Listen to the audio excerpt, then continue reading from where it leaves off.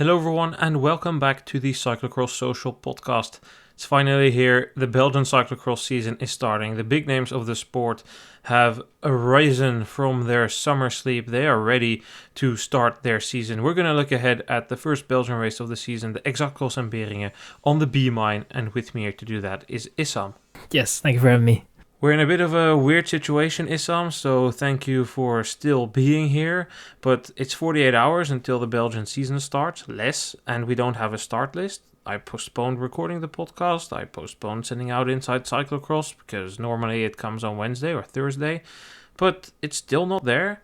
And we need to do it with a screenshot on the Instagram of Exactcross with 10 riders from each category. Luckily, we have some more information and intel, which should be enough for us to make a reasonable podcast, but it's not the same as it usually is.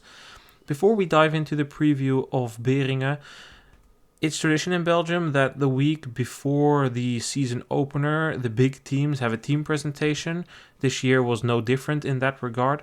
I traveled to Antwerp for the team presentation of Crelan Corendon, and I made a small audio book about my experiences there and some interviews with a couple of stakeholders there. I just got off the train, about a 2.5 hour journey to get to where I am now, Antwerp Bergen to be more specific. I am walking through the streets, headed towards a big office of the Crelan Bank. We are going to be watching the team presentation. 2 years ago, I was here when they announced Crelan as a new sponsor. It made its return. It's been a long time sponsor in cyclocross. Last year, I was not there. They had an event somewhere in Amsterdam because Corendon was announced as title sponsor there, a co-title sponsor. Corendon, of course, also has a long-standing history sponsoring the Roodhoofd teams. Beobank Corendon, the name of the team a couple of years ago, which is now Alpes in de Koning. So I'm curious what they have to say for the team presentation here this year. Hopefully speak to a couple of riders and learn a bit more about the ambitions of one of the biggest cyclocross teams ahead of the upcoming season.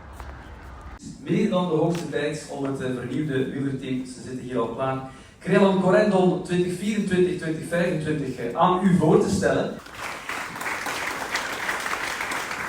Dat geldt voor alle partners hoor. Friesland was in het verleden ook nog recent zelf tweede naampartner. Ja, en ik denk dat Puk misschien niet een volledig seizoen gaat rijden, dus dan komen we wel snel bij Van Empel uit, denk ik. Ja. Yeah, that's the first thing I saw, because when I saw the colors of the jersey, I thought it doesn't really change from my jersey, so Yeah. that's actually good, yeah. Mm-hmm. With me here now is Thomas Snijers, the team manager of Crelan Corendon. Cyclocross teams are in a bit of a tough position. Many are struggling for sponsorships, but if you listen to this team presentation, none of that is really an issue for Crelan Corendon. I think we are lucky with loyal partners, with Crelan, with Corendon. And for us it was important to keep the focus on just extending the things, improving of course, but also extending the good things that we already have. But of course it's related to the loyalty of partners such as Crelan and Corendon and also the others. So they of course allow us to work in this way. A lot of extensions. We'll come to the new signing at the end of the interview, but first on the men's side, a lot of extensions. Biggest name, the team leader, Laurens Zweek. Of course, had a flyer in his first season here. Last year, struggled with a crash in Beringen and some illnesses. So how is that process for you? Is there any doubt, or are you full faith behind Laurens Zweek? Because he has, of course, been a top rider for over 10 years now. Yeah, absolutely. We are completely confident about. That's also the reason why we wanted to extend the contract with Laurens before the start of the season, because we want to show the fact that we still believe in him, and especially because we don't believe that everything is lost. If you see how he performed 2 seasons ago, in which he won 8 TV races, it was maybe a little bit more than expected at that time. But we believe that he still has the capabilities to win races, and we see that he's confident himself. He wants to prove people maybe a bit wrong. We see that he works hard, that he has a positive mindset again after a tough season. So for us it was important to also show our confidence. 2 years ago when I was here, there was the announcement of the signings of Joran Wiesure, Emil Verstringen. It was presented as this is our future. In 4 or 5 years, these will be the riders. Last year, of course, Wiesure had a great season, finishing second at the Belgian Championships. He signs a 3-year extension, the longest extension out of the riders you announced. Could you say that that move of signing those riders worked exactly like you hoped? Yeah. Absolutely. We hired these riders, as you say, to strengthen our future, to allow them to grow a bit in the shadow of someone like Laurens, because we don't want to put them immediately on the front row, to avoid also too much pressure at a young age. But yes, everything is processing and they are progressing how we expected, and that's of course the example or the explanation and the idea behind the extension of these riders. And in that way, they are still allowed to keep growing, to keep evolving in the shadow of Laurens. They often, with Joran, for example, but also with Emil, who's younger, they already showed last year that they can also have strong results between older and even more experienced riders. So we believe that they can keep growing. Then finally, for years you've had Sanne Kant as flagship of the women's team. Impressive career is coming to an end after this season. Sara Casasola has been announced as new rider, 3-year contract, was having a breakthrough season last year. Should we interpret this signing as kind of working on the fulfillment of when Kant retires, or not really that much? Yes and no. Yes, because of course we want to keep a pole position in women's cyclocross.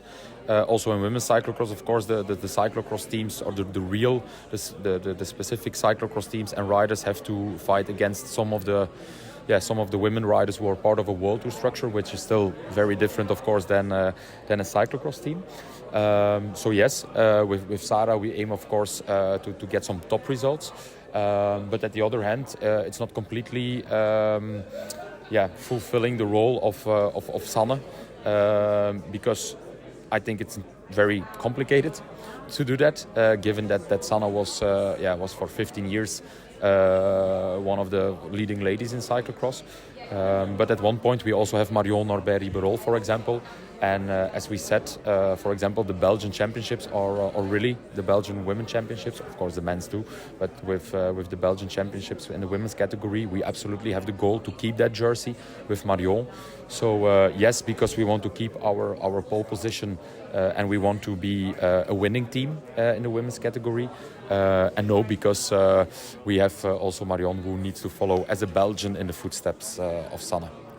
Well, it should be good, and of course we haven't mentioned all the other good riders on the team who've been at the front. So definitely in the women's category there will be a strong presence, also with Inger van der Heijden, who already won on the Kleberg. So thank you very much, and it will be an interesting season. Good luck. Thank you.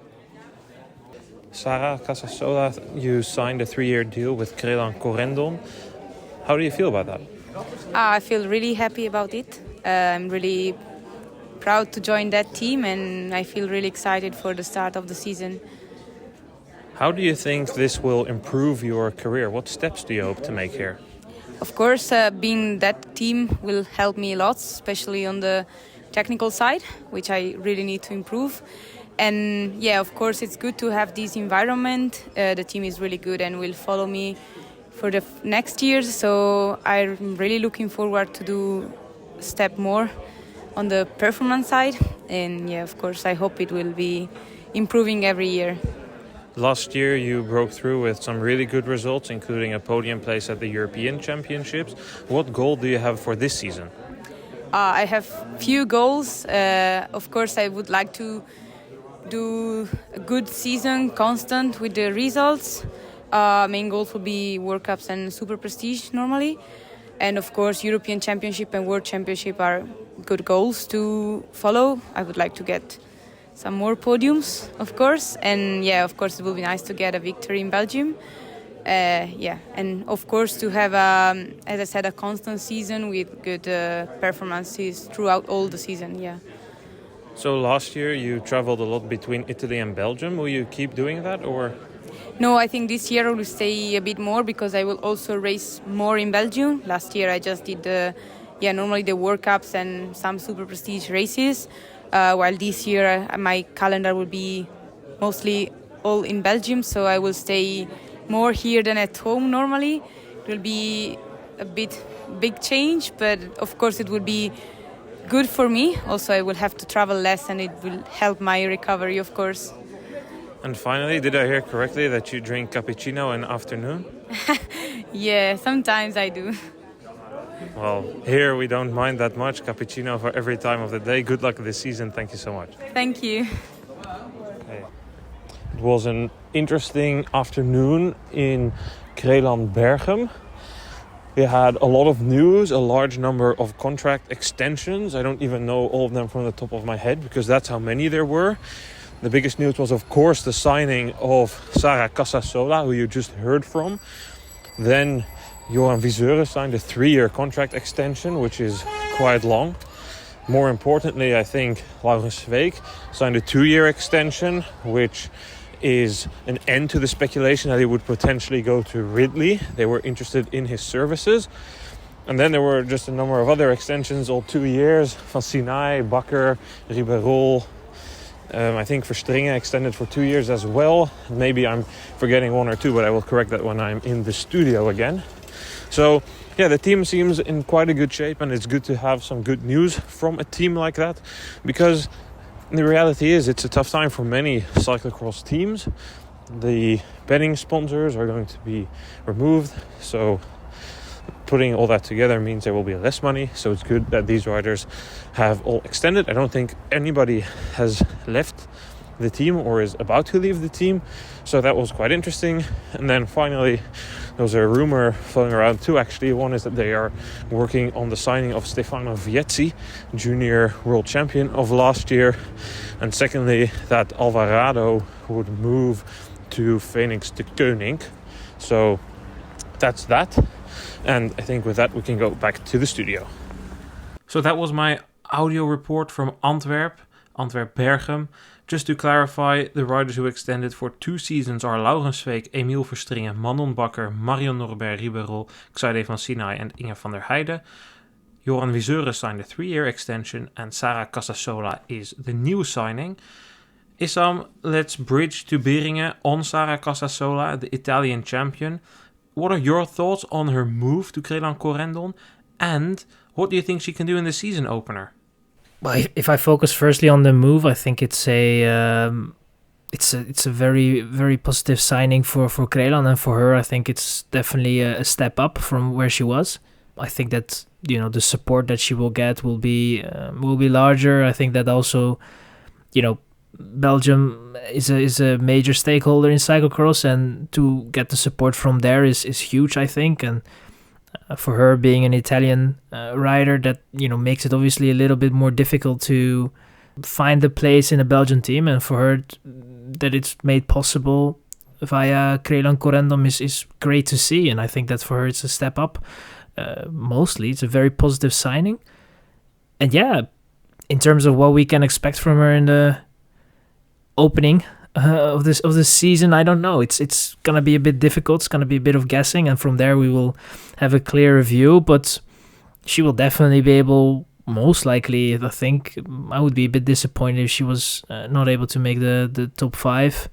Not that it would be a very bad result, but still, I think that she could be able to finish within the top 5. It will be interesting how the dynamic will be, obviously, with all the women that will be starting in Beringen, but I feel for her that it is it's just a positive signing, and that must give a boost to the morale. But there is definitely also the thing of trying to get used to the environment, and that will obviously take some time, which I think we have to take in consideration, especially early on in the season. So let's see how that plays out. If she's able to already settle in the new situation, or maybe it takes a little bit more time, because that's also a crucial part in the performance. I echo your thoughts about the signing. It's good for the sport. It's good for Casasola. it's very good to see that her deal is for 3 years, because as you say, it takes some adjusting, and 3 years is a big vote of confidence in her and will give her time to adjust. Of course, there is a history in that team with working with Italians. They have had Arzuffi before, and that was quite successful for most of that relationship. So I think it's a good fit. I would place Casasola in the 5 to 10 range. She should definitely be able to make the top 10 easily. And my prediction, I would probably put her 5th, but it's not an easy task. If we look at the 10 riders posted on the Instagram page of the Exact Cross, we have Van Empel, Alvarado, Brandt, Van der Heijden, Worst, Casasola, Van Alphen, Betsema, Norbert Ribeiro, and Frank. So you can see how Casasola against Worst or Van Alphen might struggle to make that top 5, but it's a good course for her.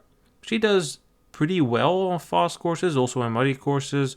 There's some climbing, not as much as it used to be, but it should be one of the better courses, I would say. If I would divide them in like 3/3, this would be in her top 33% of courses. But Issam, I already mentioned her name. Number 1 in this list here, Fem van Empel. She only lost 2 races last season. Is there anybody who can stop her here in Beringen? I don't think so. No, definitely not. I think that she's going to be the main favorite going into this race, and we can do, when we're talking about Van Empel, we can state nothing more than the obvious, and it would be a big surprise if she was challenged by any of the women, and that's with all the respect. But as you said, we have already seen this scenario play out several times last season, and I think, again, it would just be a big surprise if someone was going to be able to challenge Van Empel. I think the only challenge really is going to be a mechanical and her own mistakes in terms of crashes and all that. But I think overall, for Van Empel, it should normally be an easy race to victory. But it has to play out, and that is the fun thing about cyclocross in a way. The race has to be ridden, and that's going to make it a little bit interesting, I guess. Well, I mean, if you're trying to look at signs like, hey, why would Van Empel not do well? You can point towards her result at Gravel Worlds. That was not good. She was 52nd. You can point to the fact that unlike Pietersen and Van Anrooy, who aren't here, she hasn't made big steps in her road results. She was 8th in Flesch Wallon, but apart from that, she got comfortably dropped by them in the Tour of Flanders. She didn't really make any steps elsewhere. In the Tour, she was a domestique and didn't really do anything special. And in the Giro, she had a DNF. Like, it is possible to have a fallback after a great season in the rainbow jersey. That's always quite painful. But if you look, one example that comes to mind, Bart Wellens in the 2003-2004 season had a great season, didn't lose that many races, was almost always on the podium, but the year after he had a horrible season and people start pointing, he has a TV crew filming him, he's too busy with that. It is possible. I just don't see it happening. I don't value those results on the road too much because last year they were not that different. They were quite similar. So for me, we have to respect Van Empel, and then the question mark is, can Pietersen, when she starts her cross season, she's finally taking some rest, can she then potentially threaten Van Empel? And in the past 2 seasons, that has most of the time been answered with no. If we would assume that Van Empel is on top, Issam, for second place, we look at Alvarado or Brandt. Out of those 2 riders, who would you favor so early in the season? I would normally lean, especially with Beringen in mind, more towards Alvarado than Brandt, based on how I think they will enter the season as well. I think that Brandt will probably take a little bit more time to be the second woman in the field in a way. I think for Alvarado, she's normally able to be there a little bit faster, but then sometimes struggles a little bit with the base. But, we have to see how that plays out. I think for me, I would suggest that Alvarado will probably be the first woman behind Van Empel, but it's a bit of a question mark because I think it depends really on how Alvarado will start the season as well. I think for Brandt, you will expect just, Brandt will be there and will definitely try her best to be on the podium. But if that is going to be for second or third, will, in my opinion, depend a little bit more on Alvarado. I would take Brandt out of those two. Yes, Alvarado was second here last year, but Brandt didn't race. The new course here in Beringen, they changed it last year to have less climbing because they will host the Belgian Championships here, suits Alvarado better. But I do think, judging by the second half of last season, that Brandt will be a bit better. Last year, Brandt broke her collarbone and only started her season in November. I think her first race was Dendermonde, but by the end of the season she was really kicking it with that silver medal at the World Championships and the podium in Hogerheide, also very good in Benidorm, what I recall. So I would take Brandt, but it should be a close battle. I don't expect that many shifts compared to last year. I would expect Van Empel and Pietersen are tier 1, then you get Alvarado and Brandt, and then you get a very big pack of riders who can, on their day, challenge Alvarado and Brandt, and it will really depend on the course and the form of the day. In that group of riders, we see a number of riders here on the list: Van der Heijden, Van Alphen, Betsema and Vorst. Who would you tip for a potential, somewhat surprising podium here? Tough question. I think that I would lean towards a Van Alphen, Van der Heijden. I think that those two, they already have some races done. And also, for Van Alphen, I think this is definitely more a course that suits her a little bit better. But Van der Heijden on fast courses definitely has somewhat the upper hand. I think those two definitely look to me like the women in form that could be able to, to challenge for a surprise podium finish and could mix it up. And that would be interesting. I definitely feel that we could be in for a somewhat interesting fight for the podium with the rainbow stripe somewhere ahead by a minute or so. Agree with you on Van der Heijden. I think she is good on these. Well, here's the thing with Van der Heijden. A couple of seasons ago, I'm talking like pre-COVID even, when she was in CCC, she was notorious for only being good on fast courses. I remember she was leading the World Cup or the U23 World Cup, probably the World Cup even, and she did like super well on courses like Kokzijde and the American races, but mud, she was gone. People still, to some extent, have that perception of Van der Heijden, but that's not who Van der Heijden is anymore. She's a well-rounded rider, but she still does best on fast courses, which is why I would see her do well here. For Vorst and Betsema, both of them have had 2 tough seasons, and time is ticking for them. I mean, they're still not super old, but there's a strong younger generation and it's becoming harder and harder for them to make that step. They will need a good start to the season if they want to prevent the negative media spiral both of them got in last year. Of course, for Betsema it was because she had a horrible crash shortly before the season. I think that's it in terms of the contenders. Issam, podium prediction? Yeah, I would go for Van Empel, Alvarado, Brandt. I think those 3 are for me despite the fact that I feel that we might be in for a surprise in terms of second or third, but I feel that those 3 will make it out, and in that order also. Yeah, first race is always the hardest to predict, but that's why I go with the safe options. And for me, those are Van Empel, Brandt, and Alvarado. Let's take a look at the men's field then, Issam. So last year, Boase Trek had a flying start to the season. Thibaut Nys took the win here in Beringen. Lars van der Haar was up there. Ron Haar was good in the early season. This year, apparently some reason for doubt. Ron Haar is not going to be at the start. He's been affected with a Lyme disease in late August, early September. Then he also crashed into a ravine while training in Spain, so he won't be at the start. Jos Nieuwhuis, of course, left the team to race for Ridley. He won't be at the start either due to illness. So that leaves 2 riders for Boas Trek, Thibaut Nys and Lars van der Haar. Let's start with last year's winner, Issam. Thibaut Nys, he says, I don't know about this season start. I can't start the way I did last year. And this is not even planning related. He points to illness after the road season, 10 days of fever, impacted training, says he hopes to be good around the Koppenberg, but maybe too early, thinks he will have no shot at the European title. What do you make out of that? Where will Nys be this weekend?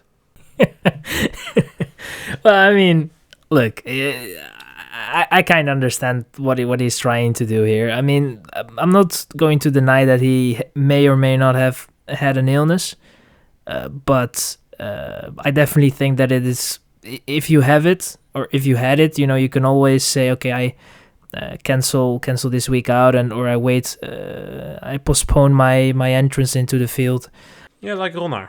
Yeah, like Ronnar, indeed. So he has the option to do so. He's not forced to, and it's definitely not a race that that takes part in any classification, or so he has the option to skip the weekend, but he is willingly racing. So I would expect that if he's going to race, he's definitely have some sort of form and feels all right, and will be up there as he was last year. So I feel that he's probably trying to get some pressure off him and make sure that some of the pressure will be put on some of the expected names in a way. But I feel that he will probably be up there. He will probably show that he has those values that he had on the road, and it will be interesting to see if that can result in a spectacular fashion in terms of winning this race that's coming up in Beringen, or that it will be for a podium. But that is what we can expect from him. But I don't feel that he is going to be there and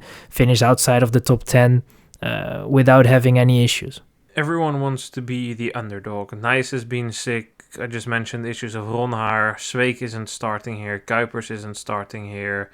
Nieuwenhuis has been sick and doesn't want to start here. Iserbeet is giving interviews saying, oh, there's a new pecking order. I'm not the guy to beat anymore. Van Toerenhout says he's been sick. Nobody wants to be the favorite for the first race of the season, and you'll see that reflected in the way they raced. The cards will be against the chest. They will be waiting and preserving. That's what you saw last year as well. If it's not a muddy race like we've seen in Lokeren before, the first race of the season is typically ridden with quite a bit of caution. I do think that Nijs is going to come into the season in less form than he did last year. At the same time, I wouldn't be confident to assume that Nijs would be not starting if he has a bad form. Last year we've seen many dubious decisions there when his form was bad. There was no improvement, that he was still racing a ton. So I don't have that confidence, but I do think his form is going to be less, and if that's impacted by the illness or not is irrelevant. I think he took his lessons from last year. He came in too hot after the road season and burnt down, and only somewhat managed to rebuild, and that he doesn't want to do that again. I'm going to put Nijs in my podium predictions in a bit, but I think the rider to beat here is Eli Iserbeet. He can tell me all you want. He's still Eli Iserbeet. He won a ton of races last year. He's always good in the early season. He's versatile. He can handle pretty much every course these days unless there's too much running. I have no reason to doubt Eli Iserbeet for this season. He's going to be my favorite here. Van Toerenhout, he might have been sick, but Van Toerenhout will be consistently there. I don't think he'll win. He doesn't win that much. Definitely not this early in the season. I'm going to go with Iserbeet, and Van Toerenhout will be just in fine form, supporting Iserbeet to win in Beringen. Yeah, I mean, with Iserbeet, I think last year was definitely a season that I liked a little bit more from Iserbeet, in the sense that he was able to be more competitive over the entirety of the season instead of only the beginning and somewhat the end, which I feel is definitely a step forward in terms of planning your season out. And I respect that a little bit more, because I think that if you only win the first 10 races that do not really matter, and then you kind of build out in terms of form when it really kind of matters to sweep some classifications, I don't think it holds that much value to it. I think it holds way more value. Obviously, it holds value in terms of points and money and all that, prize money, but I still feel that last season was definitely, in my opinion, a very mature season for Iserbeet, and also something that I would love to see this season again. So I don't know how he will enter this season. Will he be able to be on the top of his game from the start?